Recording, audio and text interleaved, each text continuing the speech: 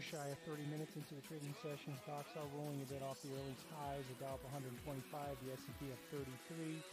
European bourses remain in positive territory for the most part, led by the FTSE 100 up about 0.5%.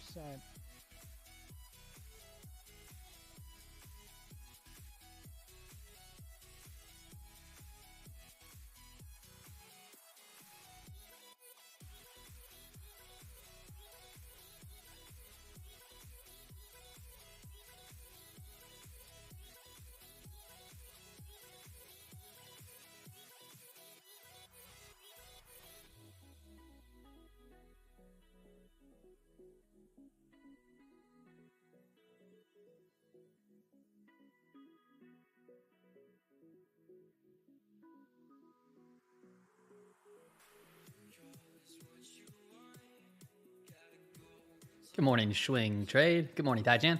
Morning, Andre. Jesse, what's up? Samson, good morning.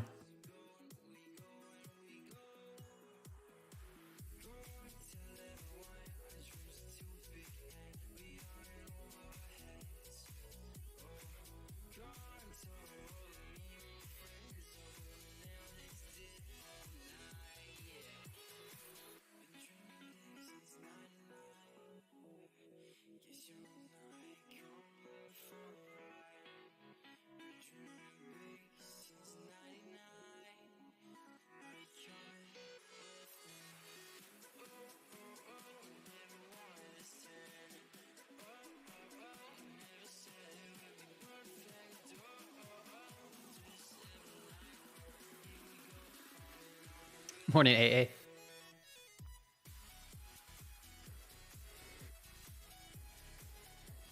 I want to break free.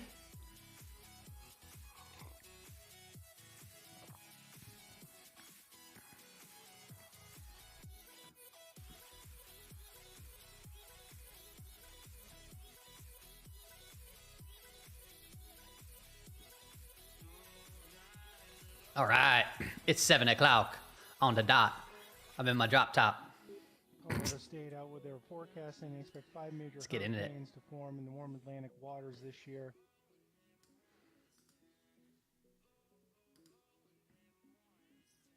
Good morning, people. Good morning. All right, it is April the 4th, 7 a.m. Got 30 minutes into the market open. And we're doing not too bad. Started off with a nice gap up outside of the daily expected move already, and it's fading ever so slightly back in. Ever so slightly back in. Morning, Drums and Rock. Marmot, good morning. Cheddar Derek, good morning. Mike and Co. Dang, you've been following it since 2020. Wow, that's awesome. That's basically when I got started on YouTube for the most part. Okay, good to see you here. Good morning, Daniel. Morning, Alton. Scott. Back with the same ticker, NVGS. What is NVGS? Is that like an NVIDIA derivative? Sounds like one. Central banks saying if energy prices rise in the second half. Okay, so the thumbnail, we're talking about magnetic, right? The market's trying to break free. Let me just point it out again. Look at, so I'm not surprised it's already back there today, or right now. Rates helping CPI fall to target in the midterm. All right, if you're wondering what that is, I went ahead and got the subscription to Trade the News. It is not cheap at all. Market if necessary. I got it so we can have, when I go live, we can have some, just some good information that comes out, or anything that comes out and get it right away. Get it right away. Hey, good stuff on the scalp, that stuff there. So 5250, the magnetic level. It seems like price action is having a very hard time breaking away from this 5250 line. And I can tell you why. Because it's an important gamma level. So we have all this open interest, all this stuff building up. So when we finally do break free from this, when it gets unpinned, we can probably see a much more explosive move, right? We had the Fed or whatever it was this day, right? We pulled into this level. That's what allowed us to free up from the 5,200, which was a call wall at one point.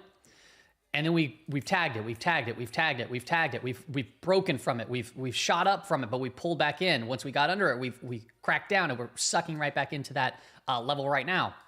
So 5,250 is going to be a key one. You want, really, if you're bullish, you want to hold above 5,250. And I'll show you why on this chart here. Let me refresh it just in case. Oh, come on now. Don't look like that. Fix me up here. Here we go. This right here is 5,250. Okay. If you look below it, this is when S&P 500 price goes below. There's really not much below it. Okay. So if price can hold above 5,250, that opens the door here for the big call wall, which the original target was 5,300. Okay. And it's not until we start getting that gamma to roll off to see where traders then reach once again. And we're going to need, obviously, that option expiration, which we'll keep on continuing to watch and see when that rolls off.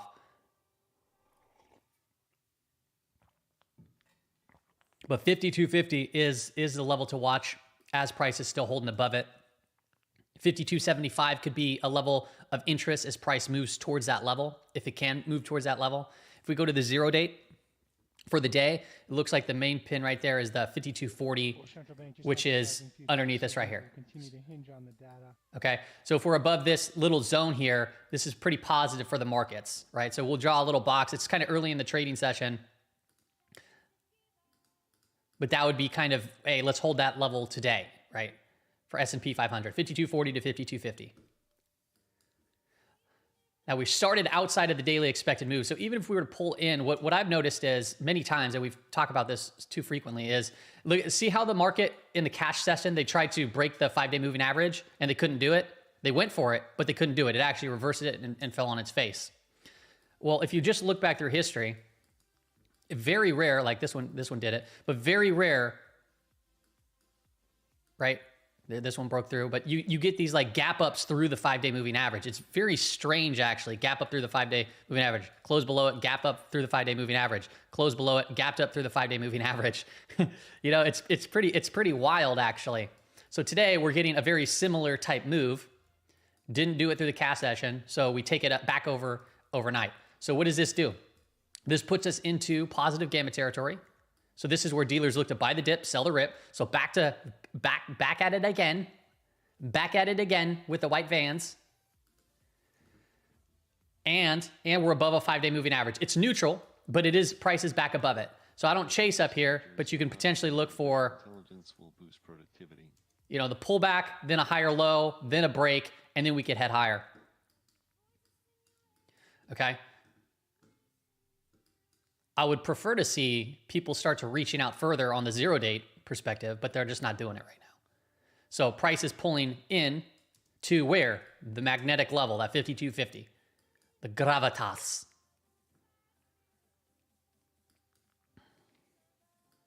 So as local resistance goes for the day, I don't think we escape. I mean, if we just get some crazy day, right? I don't think we're going above 53. I don't even think we can make it up there, but 5,275. I mean, I would consider this the kind of the red zone up in here for the day. I mean, that's a pretty big. I don't think we're getting to 5,300 today. That'd be wild. And I'll tell you more why I don't think we're getting to 5,300 today. Give me a second though. Let me change the color red. Let me do that for you really quick. Posting talks with Boeing for orders continue. Okay. And I guess I can move this green line down to basically the gamma flip line. That would make sense too, but that looks kind of like the zone as it stands for the day right now. Okay. If we look at market net flow not giving us an edge really. I mean, there's a bearish divergence, but they're so close to each other. They're both above 0. Red convergence, chop. Now, why do I say that I don't think we can get to 5,300 today? Because tomorrow is actually the big economic data.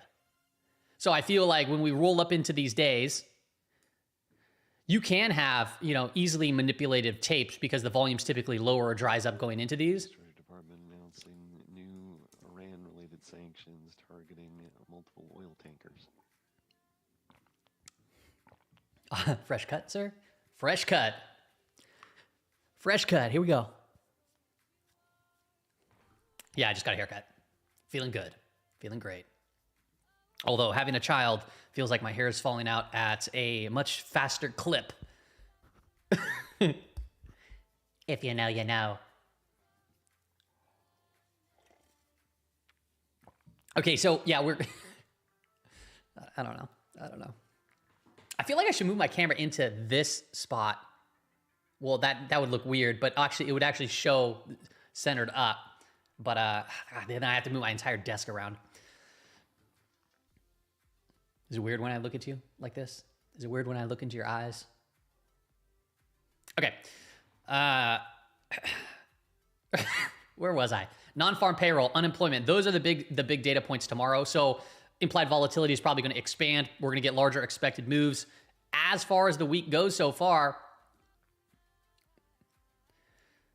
I mean, we opened our week, month right here, right? We're basically unchanged with a wide open risk range coming into a big report. It opens the door once again to kind of do whatever it wants, right? We already tagged a lower weekly expected move. And when during that process, we said, okay, you have a low, a higher low, you had this little trend line, and then we finally broke that, and that changed the trajectory of that. But we couldn't get it back above the 5-day moving average yesterday, and then we gap over it. It's just what the market's been doing. The market's been very giving. So I'll give you a couple of things. Like, so for update on my little portfolio here, and then what it is that I'm doing from a swing trading perspective and so forth. There was some names that we went over in prior sessions, and I'll revisit those because I did exit some today. One of the big ones was Dell. And then I lowered my position on Qualcomm. They're pretty, I mean, they were moving hand in hand. So let me show you why. So Dell we've been talking about, I think right around here. And then I missed this breakout. So we waited for this consolidation. I think I entered in on this day right here. And I exited some this day, and now I'm out. And now I'm going to wait for it to consolidate again. I don't care if it goes higher. I wait for the consolidation. Let me remove this. No, I don't want to share it. Okay. Okay, so Dell, this is what I really like. So whenever you see a powerful earnings gap, so we're coming into earnings season, so this is what we're going to pay a lot of attention to. As long as things keep setting up, we're going to keep taking strides and shots at this type of stuff. On pullbacks, one of the scans that I like looking at is the Holy Grail scan. It's scanning for pullbacks. It's a very simple strategy built off of looking at two things: an ADX. And then a 20 EMA, and it's from the book Street Smarts from Linda Rashiki. Powerful earnings gap, just price came down, right? It was a huge move, and then consolidated, and then moved higher. Like this, I mean, we did the same thing with Target. Look at Target. Powerful earnings gap, price came down, entered right here, and I got out right here. All right. This happens all the time. These are some of my favorite setups because strong stocks typically get stronger. It doesn't always have to be that way. Like, so for example, if I pull up Restoration Hardware, I could pull up many retail names right now, getting the kibosh given to them. But look at Restoration Hardware, big gap up, powerful earnings gap. You got to wait for the consolidation, and I wouldn't really call this a consolidation. It's a pulling back, yes, and it's on lower volume, but it's pretty wicked type candles, right? Those are pretty wicked. But what do I mean by wicked? I mean large range, very authoritative. Now it's starting to slow down a little bit. Okay, maybe it could set back up, but I don't like entering in just kind of blindly here. I would prefer like what we just saw with Target, and then boom. All right, Crocs, right? Crocs did something like similar to this on their earnings day, right? Look, you see this gap up, pull back, boom, skaboom. What are some retail names that are just getting absolutely just hammered? Ulta, that was the one that was just recent, right? Ulta, like these were, the all-stars for quite some time. Just great consolidations, breakouts, consolidations, breakouts. And then, we're getting some massive volatility within even consumer staples, right? Just pretty strong pullback. It's in an overall uptrend, right? It could potentially bring itself as an opportunity, but many retailers are getting the kibosh. I guess I could pull up XRT actually. All right, XRT. Nice move, nice consolidation. Nice move, nice consolidation. Now it's getting a little wicked and wild over here. Wicked and wild. Oh, now Nike. Thank you. I'm trying to think of these retail names. Yeah, look at Nike. I think I pulled this up on the weekly time frame. Yeah, I did, because I was like I drew a trend over here. And I was like, man, if this breaks this trend, I wonder if that's going to be pretty bad. Like, I feel like this is going to bounce at some point and try to retest this trend. But wow, like, I mean, we're talking from 180 to $90, and Nike ain't going anywhere. Nike's not going anywhere. People are still sporting the Nike. Is it Nike or is it Nike? It's different everywhere. Lulu, thanks, 69 Conquer. Yeah. So Lulu was another one. Thank you. Yeah, another rising star. This one looked great, and look at this thing. It is getting smoked. Yeah. So careful with retail. We have earnings seasons coming up. We're gonna have retail reporting. I mean, this is like a fall from, we're talking 516 to 5. This year, it's down that much. We're 30% on the year. Absolutely incredible. Look at Abercrombie and Fitch, right? Abercrombie and Fitch has been this crazy nice move, and then now it's getting a little distribution-y, a little choppy, right? We're getting a lower high. Right now it's a lower high, or you could potentially look at this as a consolidation. Ralph Lauren, right, is another one. Look at this. This one got clobbered. What about Gap? Holy macaronis. Look at Gap today. Wait, no. No, Gap is not GAP. What is Gap? Gap is it GS? No, GS? No, what is Gap? No, that's Goldman Sachs. Gap. GPS. Okay, GPS. Yeah, there we go. GPS. So strong move. This one actually was a nice breakout, and now it's consolidating. It's pulling back into the 20 period. Thank you. Yeah, GPS. Appreciate that. VSCO. Yeah, thank you guys for calling that. This is Victoria's Secret. Another one that's been clobbered.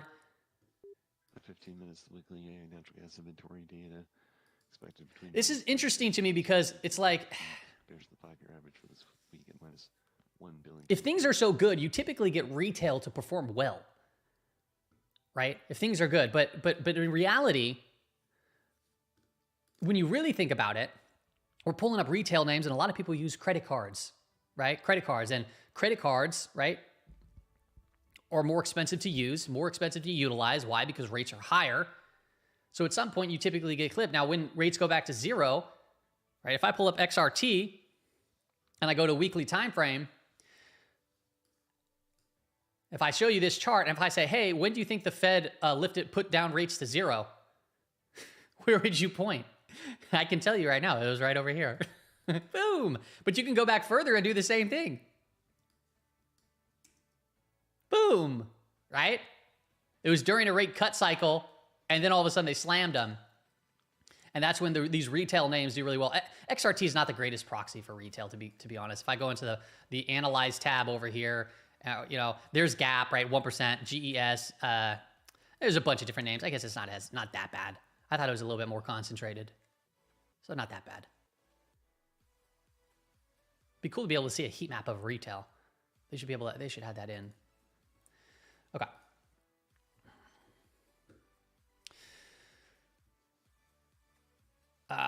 Yeah. So let's take a look at the S&P 100, see what's performing today. We have dude, what is going on with GE? What is going on with GE? Every time I pull this up, this thing is higher and higher. Okay, this was a split. I remember that faked me out on this day, but look at this thing. Boom. Okay. And then, yeah, you get some news or split action. It's just still ripping. A spinoff or something. It's in the aerospace. A lot of aerospace names, actually. So ERJ was one we talked about here. Look at that. Look at that move. Holy macaronis. RTX. That thing's still holding up after that breakout. I'm still, I mean, there's a lot of names that look very good. LHX, I had to get out of this one. course, this is the one that I wanted to trade. I traded here, got out here. So now, as you can see, I want to show you this. Okay, this is a lesson, right? Things were getting tight, consolidated, looked good. This day, it wiped me out. I got out. I was, pretty tight with my stop loss. And now, right, it broke down. So, oh, hey, look at, in hindsight, I look, oh, smart for getting out. I was even looking at re-enter potentially if it started breaking back out here. Okay, but a lot of the times it goes like this. So you got to understand, like, in hindsight, don't let hindsight change your current strategy. If it goes higher, it is what it is. Look for it to reset up. If it breaks down, don't say, hey, yeah, I was so smart. Don't matter. It happens all the time. Meta's up 3%. This thing has been a monster. Look at this thing go. I think somebody had mentioned, do you think I should long Meta as we're pulling back into this? And I think the notes that we gave here, it was on this day. It was on this day, and it wasn't fully at the higher. We didn't have that big move yet. He said, as long as we can hold the low, like, then I say you can do a potential early entry. Well, holy moly, that thing just ripped. That thing just ripped, not taking out the low. So what you would do is if you're in the stream right now, and if you're like wondering, hey, should I take some profit, should I not?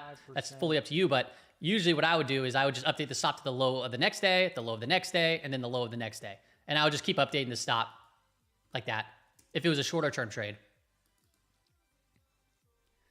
NVIDIA, I got to pull up NVIDIA. NVIDIA, also, right, we're not far off the 1,000. It's breaking out of this little wedge here. It's getting hung up a little bit at the 20.